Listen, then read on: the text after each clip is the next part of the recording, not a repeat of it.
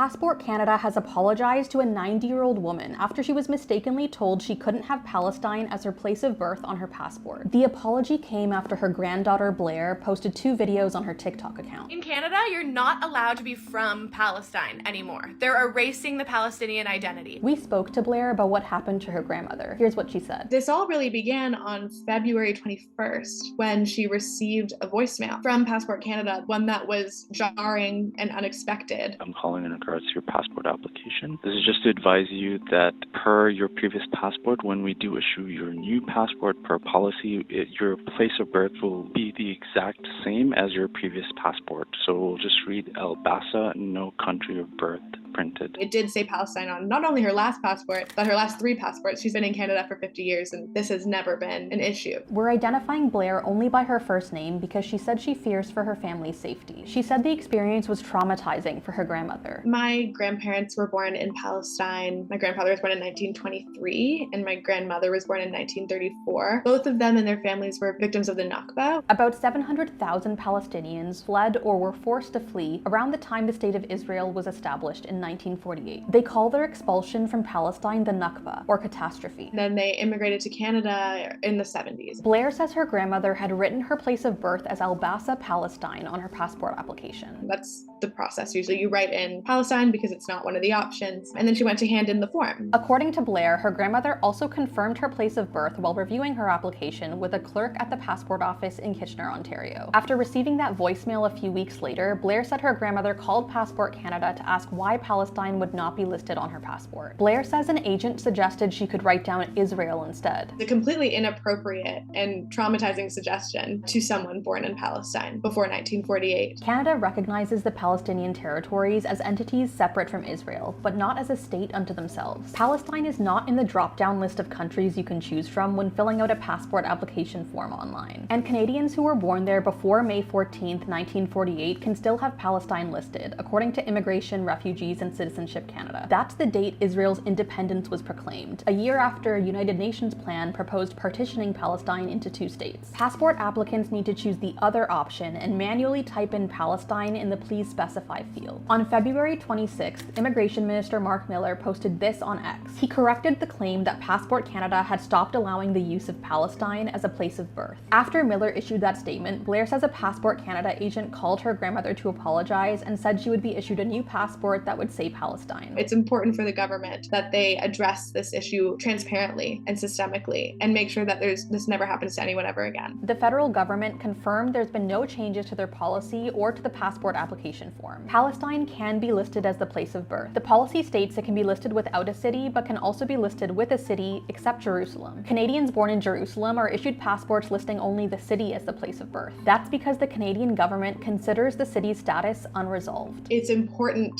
that people see Palestinians as human and that they know our stories and they know us as people.